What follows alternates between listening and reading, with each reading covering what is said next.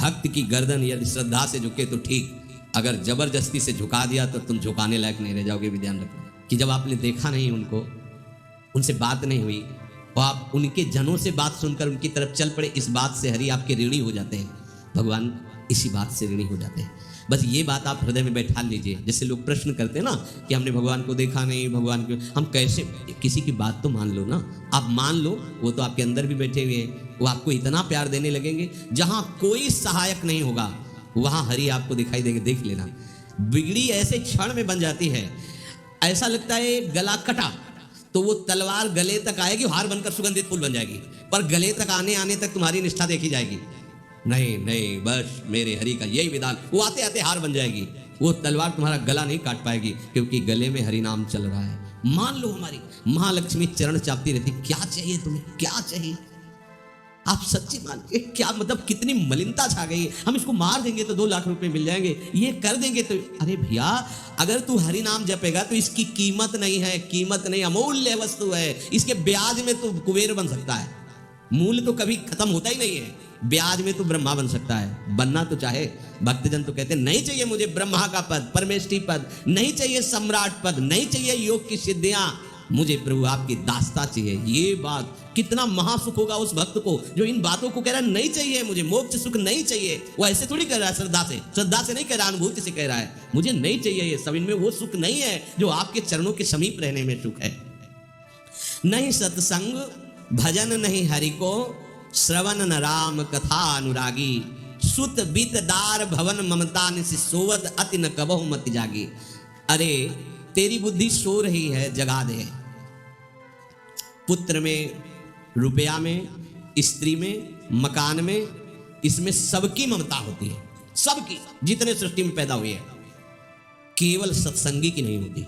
जो असली सत्संगी है उसकी ममता प्रभु के चरणों में होती है, क्योंकि वो जानता है सब रूपों में प्रभु ही है, ये सब पसारा प्रभु का ही है, इसलिए ममता उसकी प्रभु के चरण। एक अहमता ममता, ये जग में है दुख जाए, ये जब श्री जी की ओर लगे तो होत परम जाग जा, बिना जागे दुख दूर नहीं हो सकता। जैसे स्वप्न में हम देख रहे हैं कि समुद्र में डूब रहे हैं, अब जागृत में आसपास सैकड़ों नाव लगा दे तो बच जाएगा क्या वो, क्योंकि वो तो सो रहा है और वो स्वप्न में देख रहा है।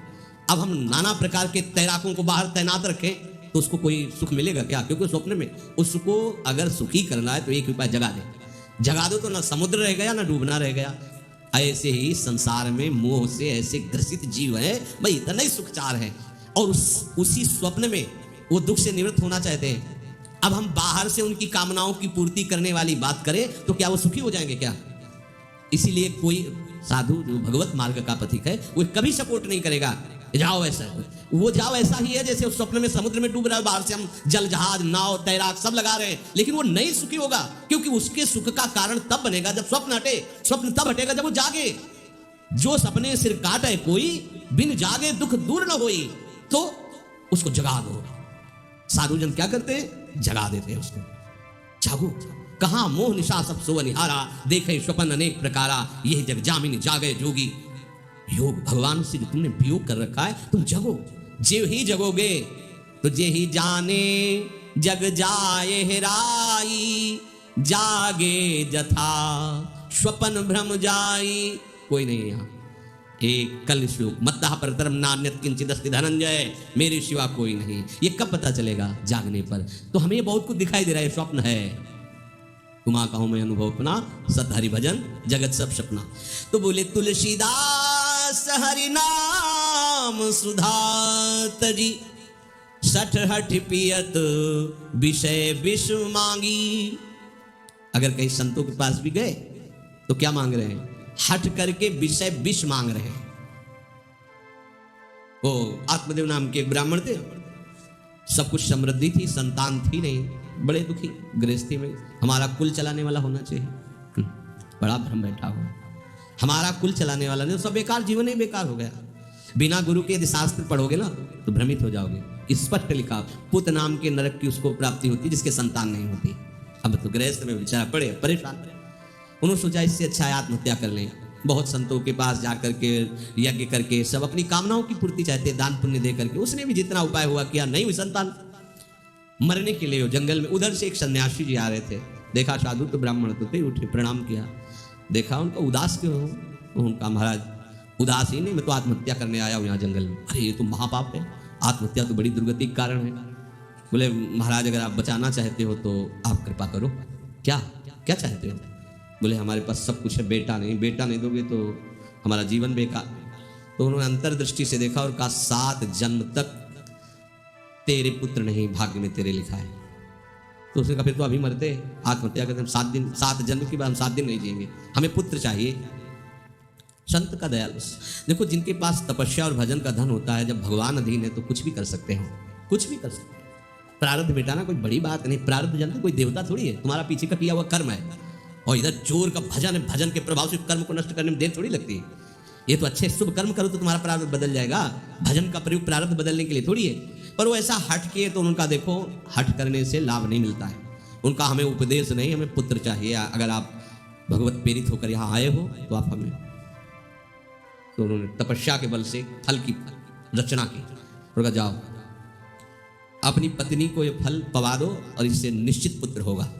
बहुत प्रसन्न है, कामना पूर्ण थी। तो देख लो प्रभाव, देखो कामना का। प्रसन्न हुए आए, धुंधुली नाम था उनकी पत्नी, नाम भी बहुत बढ़िया था धुंधुली। वो कहा कि देखो ये फल खा लो, तुम्हारी संतान हो जाएगी। बहुत मीठी बात बोलती थी, मृदुभाषी, कपट हृदय। अलग अलग क्षेत्र होता है, हृदय कपट और मुख में मीठी बात। बहुत संभल के व्यवहार करना चाहिए ऐसे लोगों से। मधुरिया बानी मीठी, क्या मृदु भाषा। नहीं प्रीतम आप चिंता मत करो, फल ऐसे थोड़ी खाया जाता है, नहा धो के पवित्र होके फिर। हाँ उनका ये बात, तो आप अपने काम में लगो, हम पा लेंगे ऐसा। अब आपको विश्वास नहीं मिला, विश्वास करो, इसमें क्या विश्वास, आप भी तो चाहती ना पुत्र हो। बोले हाँ। वो जो ही गए सो अपनी बहन को बुलाया और कहा सुनो अभी तो हम 4-5 रोटी कढ़ी चावल सब पा लेते हैं, पूड़ी खीर पुआ। गर्भ रहेगा तो पेट तो उसी से भरा रहेगा, तो हमारा भोजन रुक जाएगा। तो हाँ ये तो बात है। अब जब पेट बढ़ेगा, अगर घर में आग लग गई तो फिर भाग नहीं पाएंगे, तो हम जल जाएंगे। ये निगेटिव सोच वाले लेते। और पंडित जी तो इसी बात में लगे कि गर्भ रह जाए तो क्या करें, तुम्हारा हम खाएंगे तो है नहीं पक्की बात, पर करें तो क्या करें। पंडित जी को कैसे समझ, उनका देखो एक बात है, हमारे गर्भ है, हमारे कई लड़के हो चुके हो, गरीबी है ही है हमारे यहाँ, तुम कुछ पैसा दे देना और ये नाटक करना कि मैं गर्भवती हूँ, बच्चा समय होने पर हम पहुंचा देंगे, हम घोषित कर देंगे हमारा बच्चा मर गया। तो पंडित जी को तुम नाटक में बताते रहना कि गर्भ है, बच्चा हो जाए। पंडित जी कह देना बच्चा हो गया है, तो बोले दूध पिलाने की समस्या आएगी। तो बोले ये तुम कह देना कि पहला बच्चा है हमारे वक्षा स्थल में, दूध नहीं, हमारी बहन का था तो मर गया बच्चा, तो उनको बुला लेती तो बात बन जाएगी, बढ़िया बात हो गई। परीक्षा के लिए फल गाय को खवा दो, गाय को खवाया। ठीक समय पर गोकर्ण जी प्रकट हुए, दिव्य तेजोमय बालक, कान केवल वो गाय के, बड़े ही विद्वान और भगवत भक्त संत के द्वारा। कहा था 7 जन्म तुम्हारे भाग्य में, बच्चा नहीं तो नहीं है। देखा गाय के हो गोकर्ण जी प्रकट हुए। उधर उनके जो बच्चा पैदा हुआ वैसे ही नाटक के द्वारा पहुंचा दिया गया, वैसे ही पूरा जैसा पहले पक्का हुआ।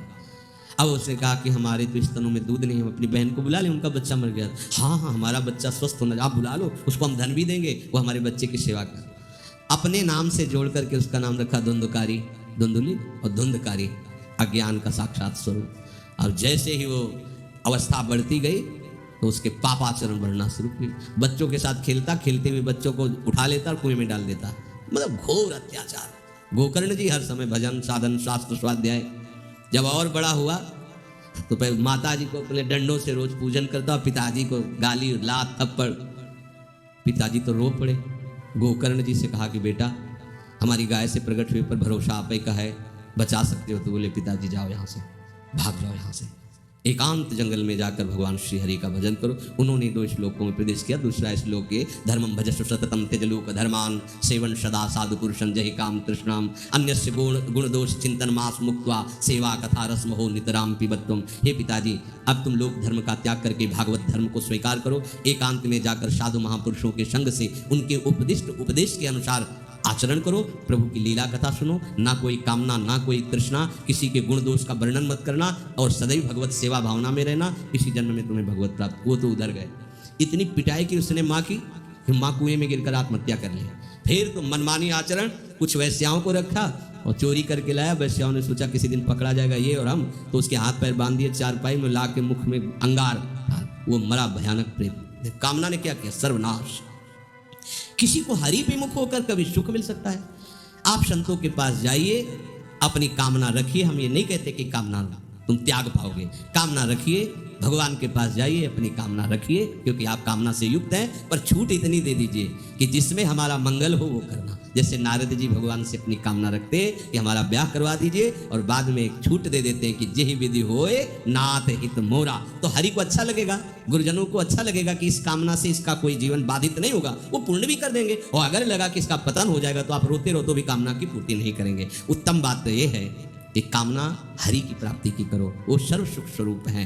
किसी का अन्य आश्रय, अन्य बल ना लेते हुए अपने श्यामा श्याम के चरणों का आश्रय लेकर निरंतर भजन करो तो ये अनुभव हो जाएगा कि सुख किसे कहते हैं। अभी तुम्हें परिचय नहीं मिला, सुख किसे कहते हैं। सुख सच्चिदानंद है, सुख एक रस है, सुख अविनाशी है। वो सुख सदैव बढ़ता रहता है, घटता कभी नहीं। एक रस होते हुए भी प्रतिक्षण वर्धमानम है, कभी कभी अंत नहीं होता इस सुख का। ऐसे अनंत सुख के लिए हमें मनुष्य जन्म मिला है। प्यारे, इसे मत खोइए, हर समय राधा राधा राधा राधा राधा, और किसी को दुख मत दीजिए। कोई गंदा नशा मत कीजिए, कोई गंदे आचरण मत कीजिए, गंदा भोजन मत कीजिए जिससे अन्य जीवों को कष्ट हो। ऐसा कोई भोजन स्वीकार मत करो। इसी जन्म में आप देख लेना, इसी जन्म में आपको वो वस्तु मिल जाएगी, निहाल हो जाओ। हम किसी पक्षपात की बात नहीं करते।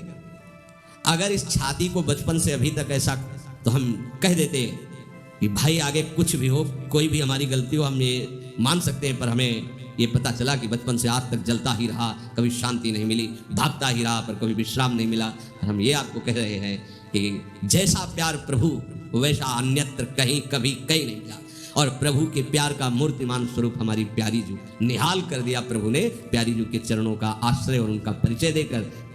पूछो बस, यहाँ वाणी मौन हो जाती है। प्यारी जू तो प्यारी जू, और हम ही नहीं, आप सब महाभाग्यशाली है। वृंदावन आए, राधा किशोरी जी के घर में आए और उनकी चर्चा सुन रहे हैं, उनके सिद्धांत सुन रहे हैं। कहीं ना कहीं आपके अंदर उनकी तरफ बढ़ने की इच्छा भी है, ये बहुत बड़ी बात है। बस इस इच्छा को, इस आशा को इतना बढ़ा लो कि कोई इच्छा न रह जाए, कोई आशा न रह जाए। हर समय निरंतर नाम जप करते रहो। तुलसीदास हरिनाम सुधा तज, भगवान नाम तज कर विष मांगते हो।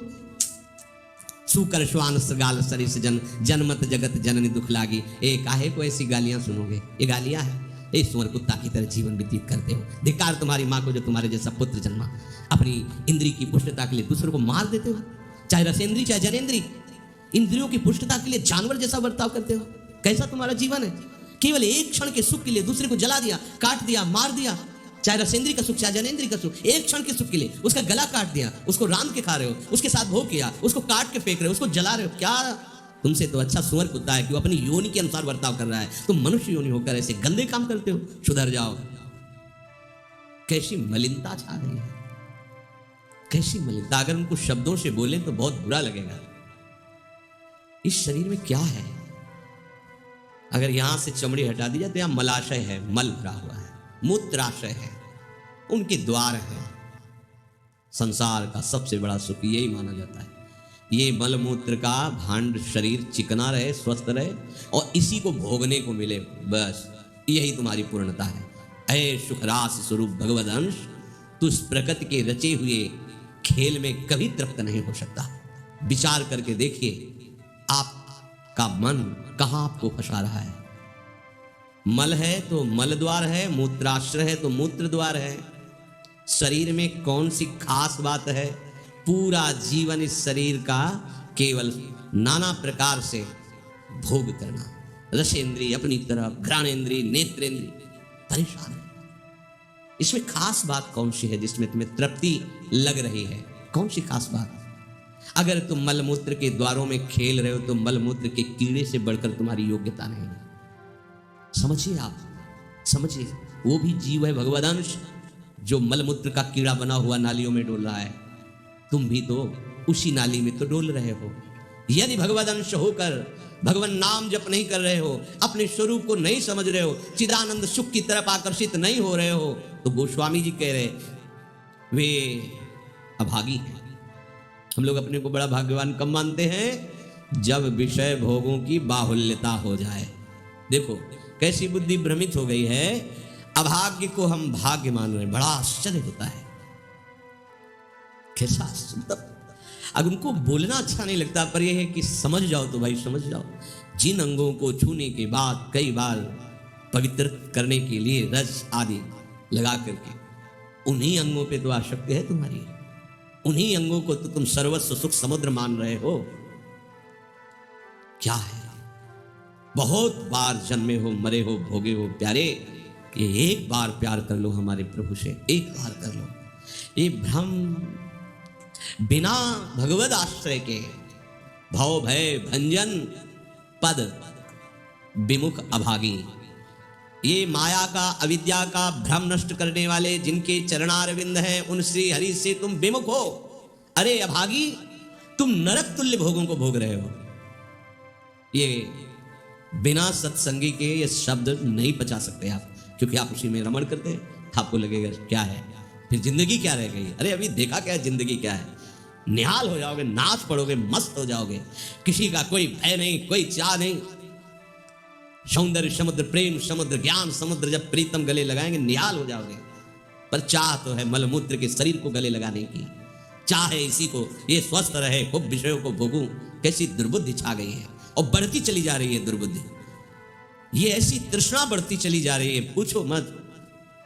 सावधान हो जाओ प्यारे, बहुत कम समय है, तुम्हारा शरीर छीन लिया जाएगा, जबरदस्ती छीन लिया जाएगा, ना चाहते हुए तुम्हारे शरीर का नाश हो जाएगा। मान लीजिए एक चंद समय है, कुछ समय है, जिसे तुम 80 साल 100 साल समय ऐसे गए।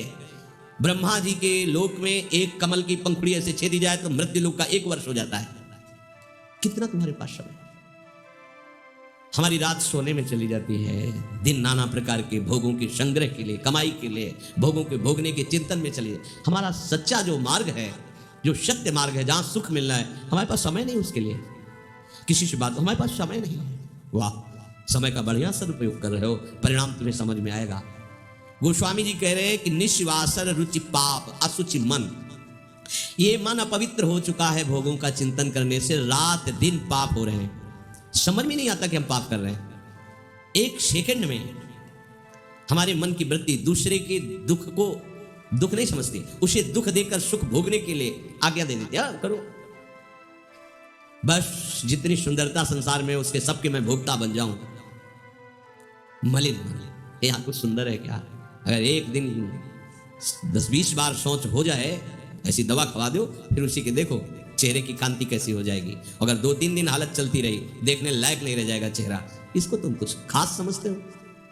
पानी का बुलबुला फूटने में देर नहीं लगती, पर तुम कमा क्या रहे हो। एक कर्म भूमि है, तुम यहाँ आए हो अच्छे कर्म करने के लिए, प्रभु की प्राप्ति के लिए, महासुख प्राप्ति के लिए। पर कह रहे निश्वासर रुचि पाप, रुचि पूर्वक पाप कर रहे हैं। छल पूर्वक आपने किसी का धन अपहरण कर लिया, किसी की हिंसा कर दी, व्यभिचार कर लिया। आप अपने मित्रों में बैठकर अहंकार पूर्वक बात करते, तुम्हें पता है मैंने इतने रुपए उड़ा दिए, उसको पता भी नहीं चलने दिया। पता है तुमने आज हमने उसके साथ एक गलत किया, कोई कुछ नहीं कर सकता। इतने वीर नहीं हो। वही कर्म तुम्हारा जब फलीभूत होगा, तुम्हें ब्रह्मा भी नहीं बचा पाएंगे, त्राहिमाम बोलने का अवसर भी नहीं रहेगा। देख लेना, देखने लायक नहीं रह जाओगे। सावधान हो जाओ। देखो ये सत्संग है तुम्हें सत्य वस्तु की अनुभूति कराने के लिए। तुम जहां असत में राख के हो तो चुभेगा, तुम्हें जलन पैदा होगा। हम चाहते हैं कि तुम्हारे हृदय में ये बात लगे और तुम्हारी शूरवीरता जागृत हो, जो भगवत अंश की है, और तुम असत का त्याग करके भगवत मार्ग के पथिक बनो। खलिमति मलिन निगम पथ त्यागी, ये भगवत वाणी गीता जी, श्रीमद् भागवत जी और भी भगवत प्रेमी महात्माओं के वचन, ये महासुख के लिए है। तुम इनका त्याग करके मनमानी आचरण कर रहे हो, बहुत समय नष्ट कर रहे हो, आप पछताना पड़ेगा। ऐ खल, अपनी मति को असत आचरणों में मत लगा, अपनी दुष्टता को मत बढ़ा और गर्व करता है कि मुझे कोई भी परास्त। तुम हो क्या, हो क्या तुम। एक सेकंड में दिल की गति रुक जाए, तुम हो क्या, कुछ नहीं हो, कुछ नहीं रोक सकते हो। सावधान हो जाओ। राधा राधा राधा, सावधान होकर चलोगे, महासुख स्वरूप तुम हो, तुम्हें किसी और सुख की जरूरत नहीं है। हमारी दुर्दशा ऐसी क्यों है। नहीं सत्संग, सत्संग केवल भगवत प्राप्ति के लिए होता है। बड़े भाग पाइप सत्संगा विनय प्रयास होए भोभंगा, ये मनोरंजन नहीं है। इसीलिए सत्संग मिलना दुर्लभ होता है। अगर भगवत वार्ता किसी को प्रसन्न करने के लिए, उनके मन को घसीट करके अपनी वासनाओं की पूर्ति के लिए किया जाता है, उसे सत्संग नहीं कहते। हम ऐसा बोले कि सामने वाला प्रभावित हो और अपनी जेब से पैसा निकाल के हमारे पास रख के हमारे ऊपर श्रद्धा करे, हमारा प्रणाम करे, हमारी यश कीर्ति हो, ये सत्संग नहीं है। हमारी बात मानकर सच्चिदानंद प्रभु में इसका मन लग जाए, संसार के भोगों से इसका मन हट करके अपने स्वरूप में स्थित हो, प्रभु में लगे, उसे सत्संग कहते हैं। भक्ति स्वतंत्र सकल सुख खानी और बिनु सत्संग न पावई प्राणी। सत्संग का क्या फल है? हरि से प्रेम हो जाना, संसार का राग नष्ट हो जाना। सत्संग का सीधा फल है प्रभु से प्रेम। अगर प्रभु से प्रेम नहीं हो रहा, आपको अपने दोस्त सत्संग में बैठने पर जला नहीं रहे, तो सत्संग नहीं हो रहा, मनोरंजन हो रहा है। जहां सभा में बैठने से आपके आग लग जाए, इतना गलत मैंने किया, इतना मैं गलत हूं, कब मैं इससे हो, जान जाओ कि सत्संग हो रहा है। जहां श्रवण से आपका हृदय दाहयुक्त होने लगे, धिक्कार हमारे जीवन को मैंने ऐसा किया, धिक्कार हमारे जीवन को मैं कैसा जी रहा हूं, कब ऐसा अवसर आएगा जैसा बताया जा रहा है मैं ऐसा चलूं, मतलब सत्संग हो रहा है। नहीं सत्संग और इसका फल हरि भजन। तो बोले भजन नहीं हरि को। आप इतना दान करें आपको इतने गुना मिलेगा, आप ऐसा करें ऐसा हो जाएगा, 100 में 10 रुपए दान करें 90 आपके पवित्र हो जाए। सत्संग नहीं, ये सत्संग नहीं। 100 में 90 अपने मानिए और 10 हमें दे दीजिए, इसे सत्संग नहीं कहते। 100 के 100 का अभिमान त्याग कर प्रभु के चरणों, वो 100 है, 100 को स्वीकार मत करो तो जीवित रहोगे, 100 को स्वीकार कर लिया तो 100 हो जाओगे। 100 का मतलब समझते हो? जिन हरि भगत हृदय नहीं आनी, जीवित सब समान ते प्राणी। जीवित सब जिंदा मुर्दे के समान, ते नर नरक रूप जीवत जग।